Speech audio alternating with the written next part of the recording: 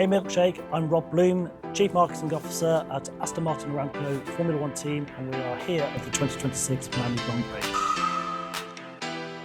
So we are here in beautiful Miami at this wonderful Aston Martin pop-up, and I'm so excited to talk to Rob at Aston Martin. Why don't you introduce yourself and tell us a bit about who you are and what you're excited about this weekend? Well, thanks for spending some time with us. I'm Rob, I'm the CMO at Aston Martin Formula One team. I've been working in Formula One for about 15 years. Started at McLaren back in 2011, 2012, at a time when Formula One was in a really different place. It was kind of this beautiful but undiscovered sport in so many different ways, very much kind of engaging, more traditional motorsport fan, and have kind of been through that period where the growth of the sport through the likes of Drive to Survive and the F1 movie and all the amazing things that have just really accelerated and unlocked this amazing sport have just generated a whole new fan base.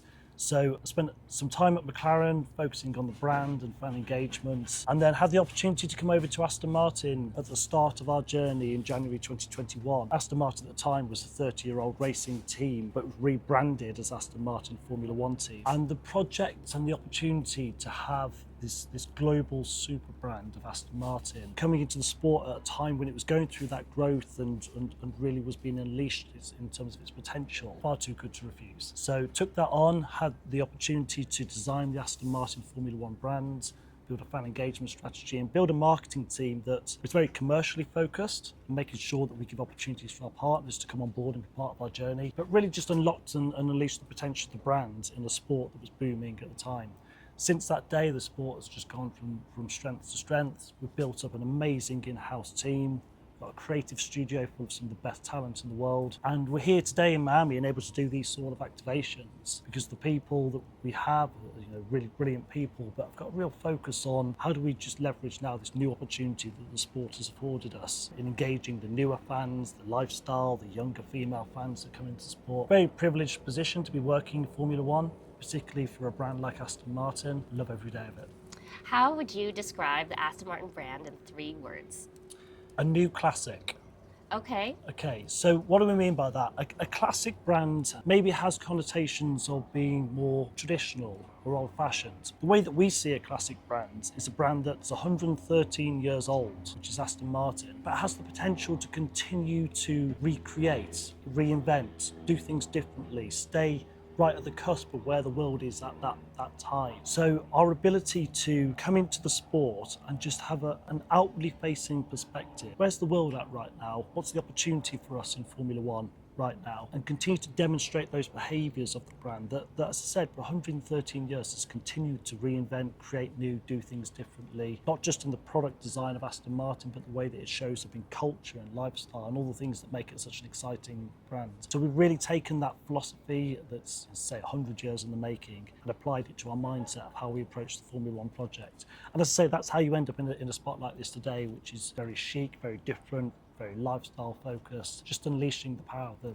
potential of this brand. yeah, I was going to ask you about some examples that you could give about a new classic. So this type of experience is one of them, this pop-up. I know the IM platform is something that I don't know if that's a recent launch, but I've seen a lot more marketing and communications about it. Can you give us some examples of what fans should look out for?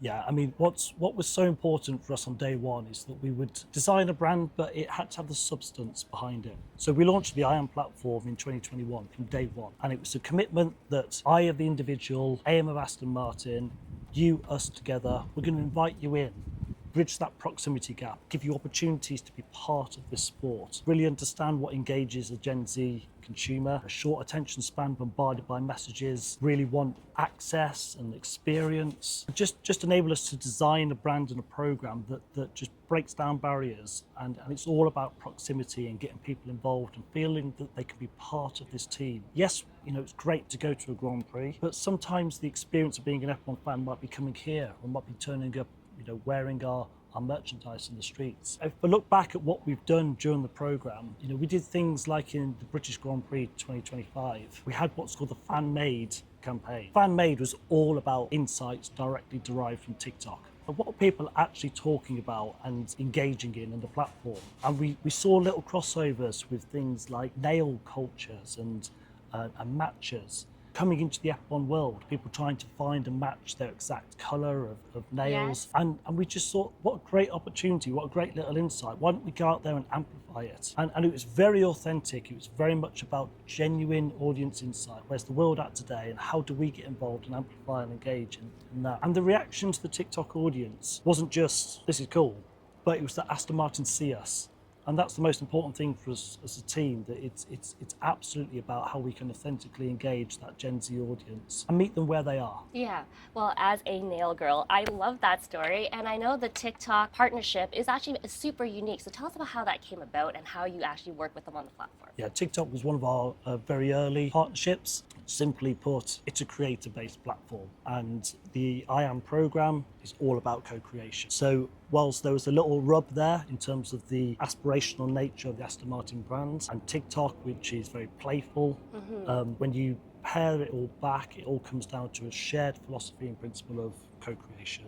So in that way, it's a very simple partnership. It's a very quick partnership, therefore, that we put together. It's 5 years in the making, and even today we've announced the second iteration of our Creator Collective program. So we go out there with an invitation. If you want to be part of co-creating and telling the story, show us what you can do. You don't have to be that hardcore motorsports fan either. If you've got an interest in Formula One, maybe you've got some other interests, come out and show us what you can do, and then come around the world with us and help us co-create our story. Do it in your own authentic way. Yeah, I have to ask you, is it hard to convince Lance and Fernando to do TikToks? Fernando's been in the sport for so long. He's a legend. But the way that he has also reinvented and continued to stay modern and relevant and engage fans, he's picked it up and run with it with such energy and enthusiasm. It hasn't taken much convincing for Fernando, and he's got such a great personality and his very kind of cute style on the platform. You know, he won an award as on TikTok. He did. And it was just a recognition of how well he's engaged and embraced platform. Equally, you know, Lance, it's an opportunity for him to show a little bit more of his personality, and I think he's done some great things on the platform as well. So we love working with the drivers. It's not just Lance and Fernando, Jessica Hawkins. Of course. You know, she's an inspiration to millions of people. She's great on the platform as well. Yeah. So I want to go back to what you said in the beginning. You've been with the team since day one. How would you describe where the brand was versus where it is now? And also, you know, you make it sound easy, but this was during, you know, a tough time. We're going through a pandemic. Everything was virtual. Can you tell us what some of the challenges that you faced and like what you're most proud of the team did to kind of get to where you are now? Yeah, I think there was an expectation on day one that Aston Martin would turn up in Formula One as the very traditional and conventional expression of Aston Martin. And it's absolutely about aspiration, it's about luxury, it's about style, in its behaviours, the way it shows up. But what was really important is that we just recognised, as you say, where the world was at that time. It was just coming out the back of COVID. There was a lot of social unrest in the world. So we had to be outwardly facing and design a brand on day one that, yes, had the exclusivity of Aston Martin, but also invited people in and had an inclusive mindset. So on day one, we talked about, you know, designing the most inclusive, exclusive brand in world sports. And we haven't really lost that philosophy at all. We've continued to develop and nurture and grow the brands, again, being very dialed into the world around us.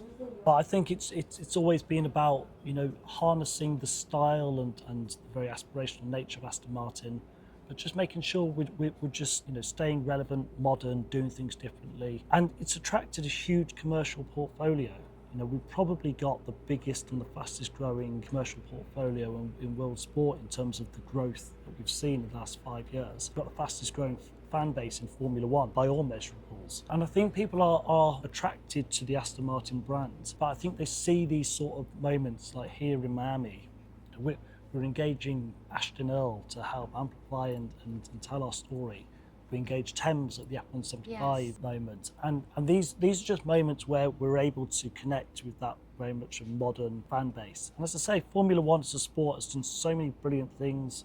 Drive to Survive, F1 movie, all the social media, the work on TikTok. And that's not just at Aston Martin, by the way. As a series and the other teams have done some phenomenal work. But there's the platform, there's the opportunity. And we just want to run into that opportunity and say, if there's going to be a team out there that that sees the girls, the new girls that are following the sport, creates experiences, creates moments, creates great content, has interesting collaborations with the likes of Toy Story and Dave and Don Dollar. That's where F1 is today. And so, as I say, the expectation on day one might have been about this very exclusive brand. And we love being Aston Martin, but it's about how can we stay relevant and modern and dynamic. Because that's what really kind of enthuses the team. So speaking of your partners, a topic that I'm personally very passionate about is fashion and F1. So I wanted to ask you about Boss and Puma and why they are the perfect partners for Aston Martin. Well, you have two iconic global brands in Boss and Puma, and both of them give us the opportunity for fans to wear the style, to go into bricks and mortar and online and buy product that is Aston Martin product. And we know that fans, as I say, that expression of fandom may be going to a Grand Prix, maybe watching it on a Sunday afternoon, but it might be, in the case of Puma, take the heat to the streets, get out there, wear the brand, and it's all about lifestyle as well. Yes, it's sportswear, it's merchandise, it's all of the expectations, but it's also about some of the ranges very lifestyle focused, and we just want people to be given that choice. How do you want to show and express your fandom? I think in Boss and Puma we've got the perfect partners that help us do that. Yeah, and then moving on to talking about some of the new merch that's come out since Puma's come on board, I've noticed a lot more streetwear styles that have dropped. Is that something that fans can continue to look forward to, or how else can we see the brand evolving in that way? There's some really interesting products in the pipeline. You're going to see something very different this year through both Boss and Puma. We're also continuing to explore our collaborations as part of the I Am Drops program. I want people to be able to walk down the street wearing a Toy Story hoodie with Aston Martin's wings on the hoodie. If that's how they want to express their fandom, then we really want to embrace and engage that. So lots of exciting things in the pipeline. I think unexpected is the word. We know that there's a whole opportunity out there. Do it differently. Be unexpected, come out with some different ranges that you wouldn't typically see. And some of it will work and some of it might not, but we should test and try these things. Yeah, and the Toy Story is a great example, is also hitting another demographic, like kids as well, as part of your fan base. Yeah, I mean, the opportunities for sure Gen Z. We really believe that Aston Martin Formula One team has all of the ingredients to engage a Gen Z fan base. It's about unpacking that and bringing all of that to life. That might be through content, but it might be these sort of experiences. Downstairs today, we've got Puma presenting a Pilates class. How many other times in Formula One do you see matches, nails, Pilates? We've got a HIIT class tomorrow with Celsius. We've got LMS treatments going on downstairs where you can get a hand or an arm massage. These are just new and innovative ways of just allowing people to engage in the sport. And then we'll go trackside and, Glenfiddich have got an amazing pop-up trackside, and we'll bring Ashton Earl into the track, and we'll engage fans and give them tours of the paddock. I think the key point is F1 for everyone. So yes, we focus on that Gen Z, particularly in markets like the US, where that really is the growth potential. We know that nearly 60% of Gen Z, particularly female fans, they want experiences. We want to unpack that and give those opportunities. But it's not just about that audience. We really do believe in the principle of F1 for everyone. And I think F1 will go through a little bit of growth pain as it resets for the new world. In so many ways, it's the new Hollywood, and it's got all of the ingredients as a storytelling mechanism to engage those fans.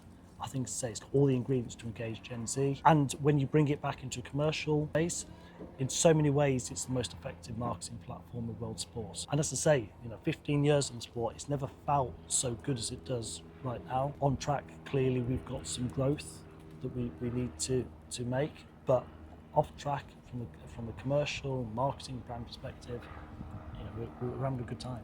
Oh, definitely. You've never been more creative in the sport. And I thank you for allowing fans like myself and my audience to celebrate being a fan in all the ways that we love. So it was so great to meet you. Thank you very much. Good luck this weekend in Miami. I appreciate it. Thank you.